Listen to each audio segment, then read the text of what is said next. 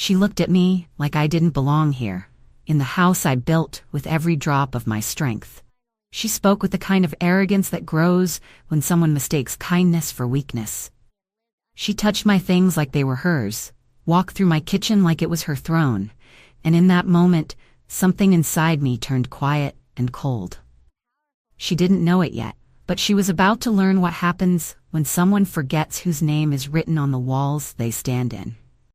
Thank you so much for watching my story. I'd love to know where you're watching from, so go on and leave it in the comments. It truly means a lot to me. My name is Thelma, and I live in Alaska, where the air gets cold, but the memories stay warm, even when the people in them change. I was born in a small town, not too far from where I live now, and I have carried this house on my shoulders for many years. Piece by piece, brick by brick, sacrifice after sacrifice.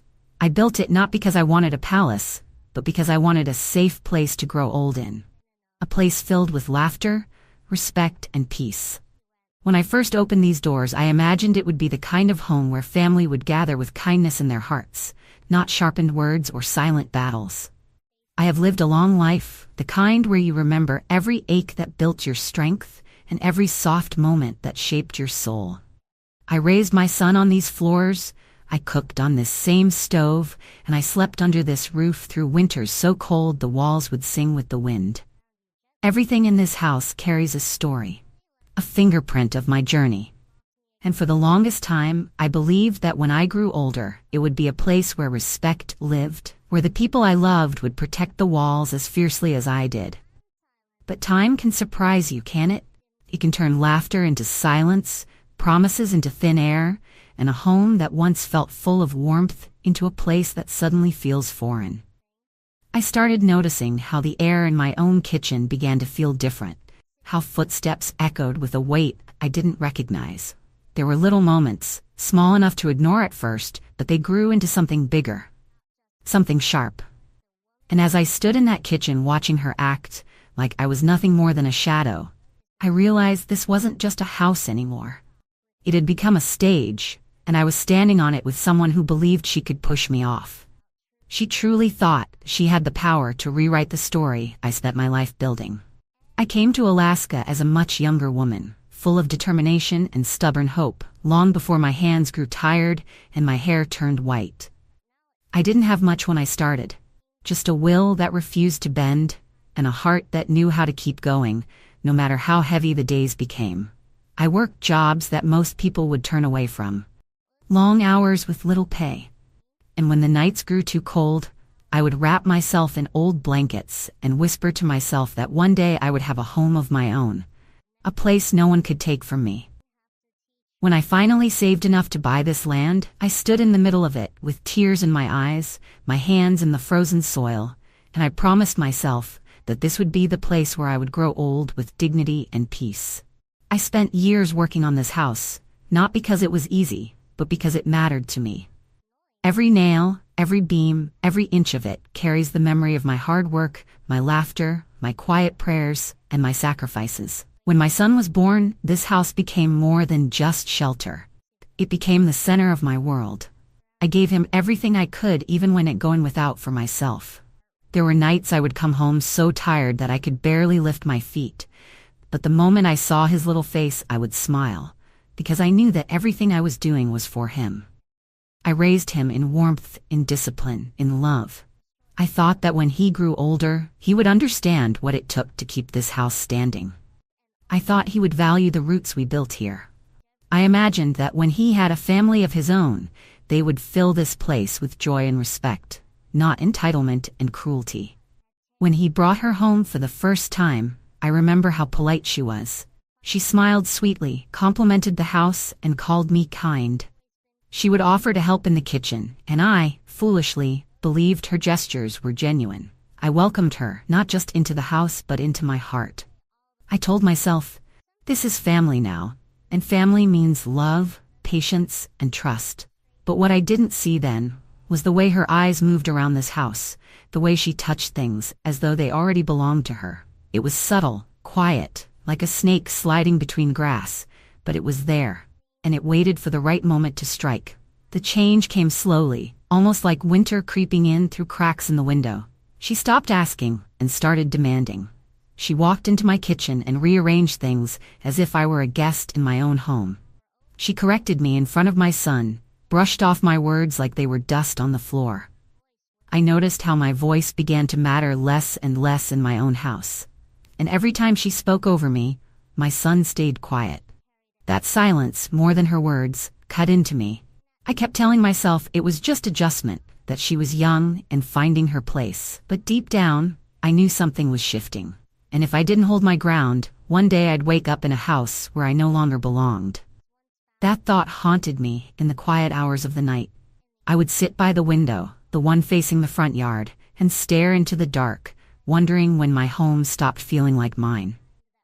I remembered every struggle it took to build this place, every winter storm I survived alone, every small victory that had once made me proud. And now, all of it seemed to be fading behind her voice, her presence, her boldness. She wasn't just trying to live here. She was trying to rule here. And the saddest part was watching my son, the very boy whose footsteps once filled this house with laughter, stand by and let it happen. That kind of betrayal doesn't scream, it whispers. It slips in quietly, and it makes the walls you built with love feel like they're closing in on you. The day everything truly shifted was a quiet afternoon, the kind that should have felt calm and ordinary. But something in the air told me a storm was waiting behind the silence. I was in my kitchen, stirring the pot I've stirred for years, breathing in the scent that had always meant comfort to me, when she walked in wearing the slippers I bought for her. She didn't even look at me before speaking, as if I was nothing more than a shadow standing in a corner. She told me not to touch the stew, said it smelled old, as if my years of cooking in this kitchen didn't matter, as if the meals I once made with love meant nothing now. Then she turned and pointed to the chair at the corner, the chair I have sat on for decades, the chair where I would sip my tea every evening. She told me not to sit there anymore, because it was her spot now. The way she said it wasn't loud, but it was sharp, like a knife pressing just enough to hurt. I stood there listening, trying to understand how a place I built with my own hands had suddenly become a place where my voice didn't carry weight. It wasn't just what she said, it was how she said it, with a tone soaked in ownership, like I was the one being allowed to stay under her roof. I looked at her, really looked, and I realized something cold had settled in her eyes. There was no kindness there, no respect. She had grown comfortable with disrespecting me because she thought my silence meant surrender. What she didn't know was that silence can be a warning before the storm. I tried to tell my son that her words cut through me like blades, but he brushed it off like it was nothing. He told me not to take it personally, as if it was all just a misunderstanding, as if I was imagining the way she looked at me, the way she claimed everything I held dear. I walked away that day with a weight in my chest, heavier than I'd ever felt before, and I knew deep down this wasn't just about hurt feelings anymore. This was about someone trying to push me out of the life I built. And what she didn't realize was that she was pushing the wrong woman. It didn't happen all at once. It crept in slowly like a shadow growing longer as the sun goes down. And before I knew it, the warmth that used to fill my home had turned into something cold and distant. I started to notice the way she moved through the house, as if every room belonged to her. The way her voice grew louder, while mine grew quieter. Not because I lost it, but because I was trying to hold on to the dignity I spent years building. She started making small changes without asking. Moving furniture that had been in the same place since the day I carried it in with my own hands, rearranging my kitchen like I was just a visitor. It may sound small to someone who has never had their space taken from them, but to me, every shelf, every drawer, every corner held a story. And watching someone strip away that quiet history felt like someone was peeling away pieces of my life, one by one. The worst part wasn't even the things she did, it was the way my son looked away when she did them. He didn't defend me, didn't speak up, didn't remind her whose house this truly was. He stood in silence, as if my pain was just a noise in the background. I used to look at him and see the little boy who used to run through these halls with scraped knees and laughter in his throat, but now I saw a man who couldn't meet my eyes when his wife disrespected me. That silence of his cut far deeper than any word she ever threw at me. It told me I was standing alone in a house I thought would always be my safe place. I started to sleep less, sitting up at night in my old chair, staring at the walls that used to give me comfort. I thought about everything I had poured into this place, all the years of hard work, the sacrifices I made to give him a better life, and how in return I was treated like someone who didn't matter. There's a kind of hurt that doesn't scream. It just sits quietly inside you, burning slow, waiting for the right moment to rise. And as I sat there listening to the silence of a house that no longer felt like mine, I knew something was shifting inside me too. I was done pretending not to see what was happening. I wasn't going to let anyone take away what I had spent a lifetime building, not even the two people I once trusted most. One afternoon, when the weight of everything I had been holding inside started to feel too heavy for my chest, I found myself sitting on the front steps of the house, staring at the sky as the cold breeze brushed across my face. I remember thinking how strange it was that this house, which had always been my safe place, now felt like it was holding its breath along with me. That was the day my neighbor, an old friend who had known me since the early years when I first built this place, walked over and sat beside me. She didn't need me to explain anything. She had seen the shift with her own eyes, seen how I had grown smaller in my own space while someone else tried to take up all the air. She leaned closer and said quietly, with the kind of voice that carries both kindness and truth, that silence can be powerful, but only if it leads to action. She reminded me of something I had almost forgotten, something buried beneath the pain of disappointment. She reminded me that this house, every inch of it, belonged to me. Her words were simple, but they woke something inside me that I thought I had lost. She reminded me of the paperwork I kept carefully tucked away, the title deed that bore my name, and my name alone. I had never needed to use it as a shield before, because this house had always been built on love, not battle. But hearing her say those words made me realize I didn't have to beg to stay in a place that was mine. I didn't have to accept disrespect just because it came from people I once trusted. That night I sat at my table with the old deed laid out in front of me. My hands traced the ink slowly, and I remembered the day I signed those papers all those years ago. I had been proud then, but that night I felt something even stronger than pride. I felt clarity. I knew I wasn't weak, and I wasn't helpless. They might have thought my silence was surrender, but they forgot that silence can also mean calculation, patience, and strength. As I folded the deed back and placed it in the drawer, I whispered to myself that no one was going to push me out of my own life. Not now. Not ever. It was the first time in a long time that I felt the air in this house belonged to me again, and I knew that the day was coming when I would stop watching quietly and finally stand up for everything I had built. The moment came on a cold evening when the wind outside felt heavy, pressing against the windows like it wanted to hear what was about to happen. I had spent enough nights sitting quietly in that chair, watching my house slowly slip away piece by piece, and something inside me had finally settled. I wasn't afraid anymore.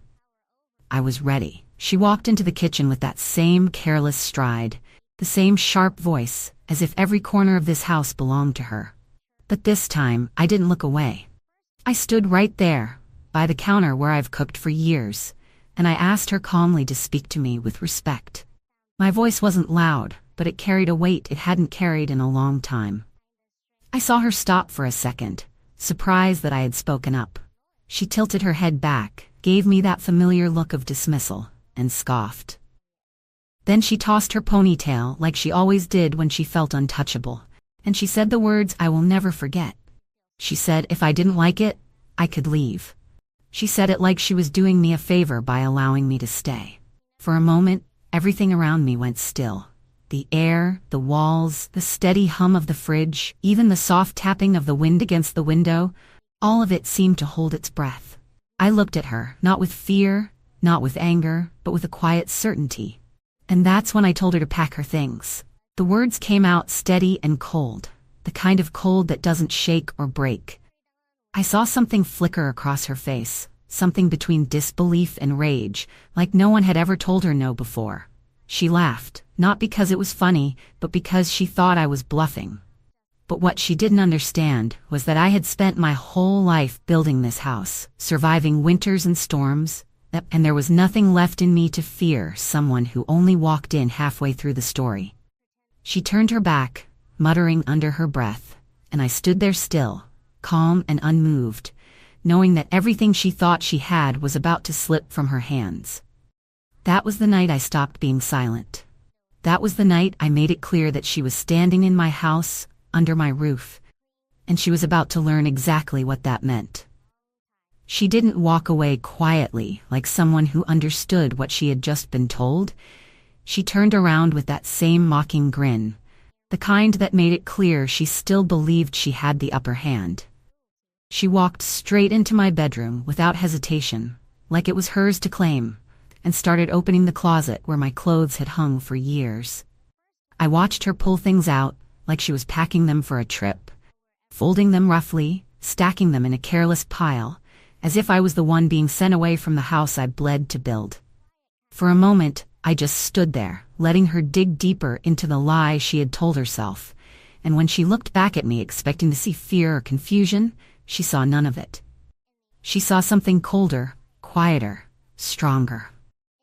I walked into that room slowly, the way someone walks into a space they own, and my eyes fell on every single corner that carried a piece of my story. The closet I filled through years of hard work, the floor I scrubbed with my own hands, the walls that held my laughter and my tears. She thought this was just a house, but to me, it was my life stitched into wood and stone. And in that moment, I realized she had no power here, only the illusion of it. So I let out a small, cold laugh, not forced, not bitter, just a sound that came from knowing something she didn't. I reached into the drawer and pulled out the deed, the same piece of paper that had waited quietly for this very moment. I held it in my hand like a silent storm and said, "This house is mine." The way her face changed will stay with me forever. The color drained from her cheeks, her hands froze mid-fold, and for the first time since she walked through my door, she didn't have a single word to say. I didn't need to raise my voice. I didn't need to explain myself. The truth was written on that paper long before she ever stepped foot in my life. I stood there, calm, steady, unmoved by her wide eyes or the tension growing thick between us. In that silence, she finally understood that everything she tried to take had never been hers, and never would be. She had mistaken my silence for weakness, but what she was seeing now was strength that had been forged through years of building, surviving, and standing alone when I had to. And as she stood there, clutching my clothes with trembling hands, I knew that the ground beneath her feet had just shifted. And this time, it would not shift back. It was right after that silence settled thick in the room that I heard the sound of the front door slam. Heavy, sharp, like anger itself had just walked in. My son's voice came before he even appeared in the hallway, raised, filled with a heat that I had never heard directed at me before. I stood there, holding the deed in my hand, steady as a tree that's been through too many storms to fear another one. He came rushing in, face red with anger, breathing hard, like someone ready for a fight. He didn't ask a single question, didn't try to understand, he just looked at me like I was the problem in my own house. He shouted that I was tearing the family apart, as if standing up for myself was a crime. As if claiming what I'd built with my hands was something to be ashamed of. I watched his jaw tighten, his eyes flicker with something between rage and desperation. And for a moment, I remembered him as the little boy who used to cling to my hand. That memory made my heart ache, because now standing in front of me was a man who had forgotten who raised him, who had chosen someone else's comfort over the truth that had kept this roof above his head. His wife stood behind him, quiet now, but her silence carried that same twisted confidence that came from knowing she had already poisoned his ears. He shouted again, louder this time, but all I felt was a strange stillness inside me. The kind of stillness that comes when you finally had enough. Then it happened so fast that it felt like the air cracked in half. His hand shot out, He grabbed the back of a chair and lifted it, like he believed he could scare me into backing down. Like the woman who raised him would suddenly become small just because he was loud. But I didn't flinch. I didn't step back. I just stood there, my eyes locked on his, holding that deed like a quiet weapon of truth. He swung that chair, and instead of hitting me, it slammed against the doorframe, splintering the wood and breaking the chair in half. The sound echoed through the house like thunder, sharp and final. He froze, his eyes wide, his chest heaving, as if even he didn't recognize what he had just done. The room went silent, the kind of silence that weighs heavy on your skin. And in that silence, I saw it. The instant he realized he had crossed a line he could never step back over. That look in his eyes, a mix of shock and shame, burned itself into my memory. He had tried to frighten me, to control me, but what he saw instead was the woman who built this house, still standing strong, while everything around him cracked. He would carry that moment for the rest of his life, because from that day on, he would never again have the power to look me in the eye without remembering the sound of that chair breaking against my wall. The moment that chair shattered against the doorframe, something in that house shifted forever. The sound didn't just echo through the hallway, it cut through everything that had been holding me down for years. He stood there frozen, his hands still gripping the air, as if the chair hadn't already fallen to the floor in splinters. His chest rose and fell too fast, his face still flushed with anger. But his eyes were no longer full of power. They were full of something else. A stunned silence wrapped around the room, thick and heavy, pressing down on all of us. She stood behind him, clutching my clothes in her hands like a thief caught in the middle of her own scheme. And for the first time since she came into my home, she had nothing to say. I didn't move. I didn't need to. I just stood there with the same calm that had been growing inside me, the kind that doesn't come from winning an argument, but from finally refusing to be stepped on. He had expected me to shrink back, to cower, to beg. Instead, I met his stare with a steady gaze that carried years of sacrifice, years of giving everything to build this life, years of keeping silent while they grew bold. I saw the realization hit him slowly, like water seeping through cracks in a wall. He had lost something that night, something he didn't even understand yet. And in that moment, I no longer saw him as the man trying to scare me. I saw him as someone who would have to live with the weight of this moment for the rest of his life. The house felt different now, almost like it was breathing with me again. It no longer felt like a place where I had to hold my pain in silence. It felt like the house itself was standing beside me, remembering who it belonged to. I could see it in his eyes as he looked down at the broken chair, realizing that everything he thought he could control had just slipped through his fingers. He knew he couldn't undo what had just happened. There was no apology, no excuse, no quick fix that would erase the fact that he had stood against me in a place built by my hands. That night would follow him. Even in the quiet moments, even when no one was watching.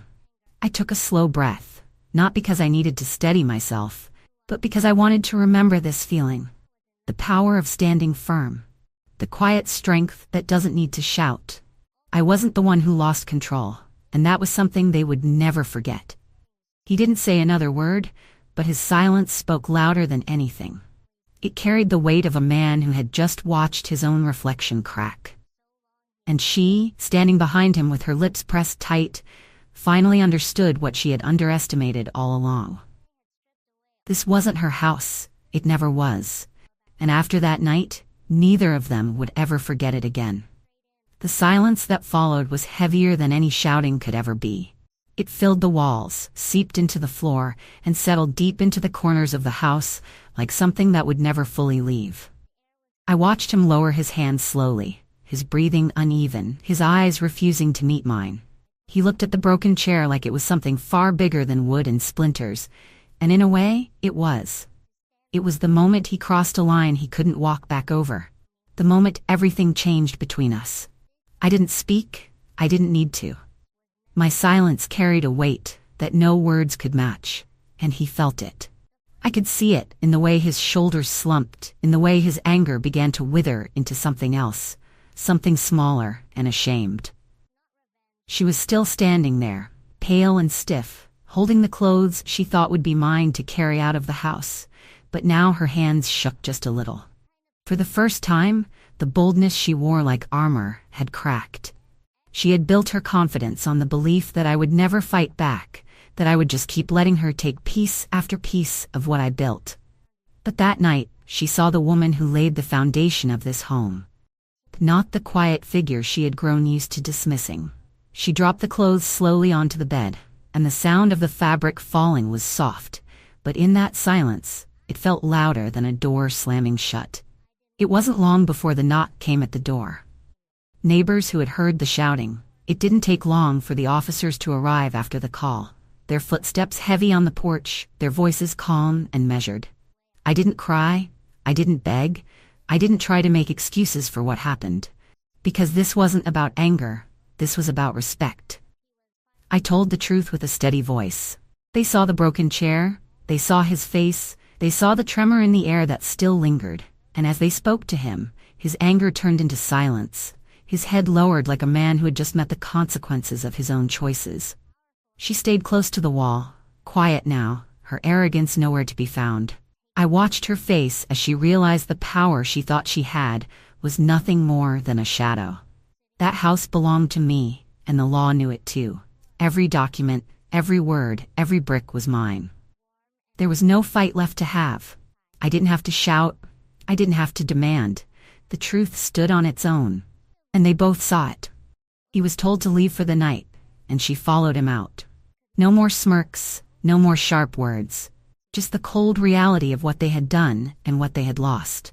And when that door finally closed behind them, the house let out a kind of quiet I hadn't heard in years, like it had finally exhaled with me. When the door finally shut behind them, the house felt still in a way I hadn't felt for a very long time.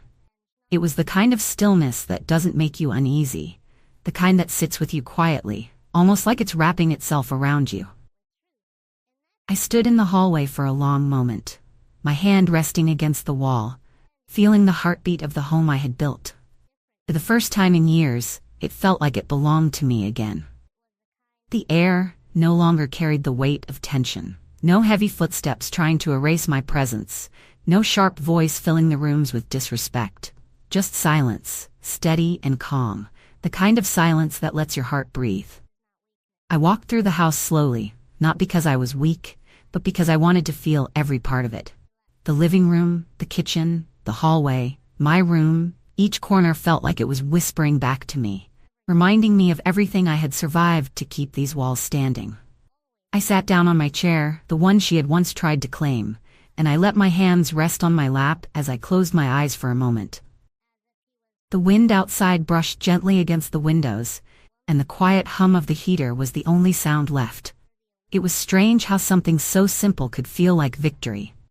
Not the kind that comes with noise or celebration, but the kind that settles deep inside your bones.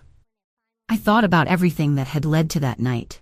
Every insult, every quiet moment where I swallowed my pain, every time I questioned whether I should keep enduring it for the sake of peace. And now here I was, sitting in the same chair, but everything around me felt different. It was no longer their voices that filled this house. It was mine. It always should have been mine. I took a slow breath and let it out, and it felt like I was letting go of years of holding back. For the first time in so long, the house didn't feel like a battlefield. It felt like home again. I knew the road ahead wouldn't be simple. I knew they would come back with their words, their excuses, their wounded pride. But I also knew something else, something unshakable. They could talk, they could try, they could twist the story however they wanted. None of it would change the truth. This was my house. I built it. I bled for it. And after what happened, they would never again look at me the way they used to. That night wasn't just about taking my space back. It was about reclaiming the part of me they thought they could silence. That quiet victory was mine, and I was going to hold it close like a shield no one could ever take from me. That night, as the quiet settled deeper into the walls, I sat there in that chair for a long time, not because I was waiting for anything, but because I wanted to remember exactly how this moment felt. The house was mine again, not just on paper, but in spirit. It was as if the walls themselves had taken a long breath after years of being held too tight. The weight that had pressed down on my chest for so long had finally lifted. I ran my fingers across the armrest, feeling the smooth surface I had polished 100 times over the years, and a kind of peace I hadn't known in a long time began to settle inside me. It wasn't loud or triumphant. It was quiet, steady, and warm. The kind of peace that doesn't come from winning against someone, but from standing your ground when it truly matters. I thought about the road I had walked to get here. How much I had given, how much I had lost, how many nights I had swallowed my pride just to keep the peace. I remembered the way her voice had filled this house like smoke, and how his silence had made the walls colder. And now there was nothing left of that. Just my voice, my breath, my heartbeat echoing softly in the space I built with my own 2 hands. This house had carried me through winters that tried to break me, through long years of raising him alone, through tears I never let anyone see. It was more than wood and stone. It was my story. And no one, no matter how loud they became, could ever erase that. I leaned back and let my eyes wander around the room. Every piece of furniture, every little crack on the wall, every small detail that told me I had lived a full and hard life here. For so long, I had let someone else's voice drown mine out, but tonight, I remembered who I was. I was not some frail woman waiting to be pushed aside. I was the woman who built this life from the ground up, and I had just reminded them of that. I knew they wouldn't forget the sound of that chair breaking or the silence that followed. That silence would follow them wherever they went. It's strange how power doesn't always come with noise. Sometimes it comes with quiet certainty, with the stillness of a person who has nothing left to fear. And that's what I felt sitting there. No fear, no bitterness, just strength. Real strength. The kind that doesn't beg for understanding or apology. The kind that simply exists. I closed my eyes for a moment and let the warmth of the heater brush against my skin. That house was mine before they came, and it would be mine long after they were gone. That was the truth, and the truth had finally stood taller than the noise. The next morning, when the sun pushed its light gently through the curtains, I sat in the same chair and felt something I hadn't felt in a long time. It was quiet, but it wasn't the kind of quiet that weighs on your chest. It was the kind that wraps around you and tells you that you've made it through. The house looked the same, the walls hadn't changed, the floor still creaked in the same spot, but everything felt different. It wasn't theirs anymore. It was mine again, fully, completely, deeply mine. I thought about the look on their faces when they realized their control had vanished, the way everything they had built on arrogance and disrespect crumbled the moment they saw the truth in my hands. And I knew they would never see this house the same way again. Because now they understood that what I built could not be taken, only protected. I sat there, letting the warmth of the morning sun touch my face, and I smiled. Not out of pride, not out of spite, but out of a quiet strength that came from surviving what was meant to break me. I didn't need to shout to prove my worth. I didn't need to fight to prove what was mine. I just needed to stand and let the truth speak for itself. And it did. From that day on, they would never be able to look at me without remembering the moment they pushed too far and found out just how strong I really am. Thank you for staying with me until the end of my story. I truly appreciate every single one of you who listens with your heart. If my story touched something inside you, if you've ever had to stand your ground and protect what is yours, then don't forget to leave a comment and tell me where you're watching from. And please, make sure to subscribe so you don't miss the next story I share with you.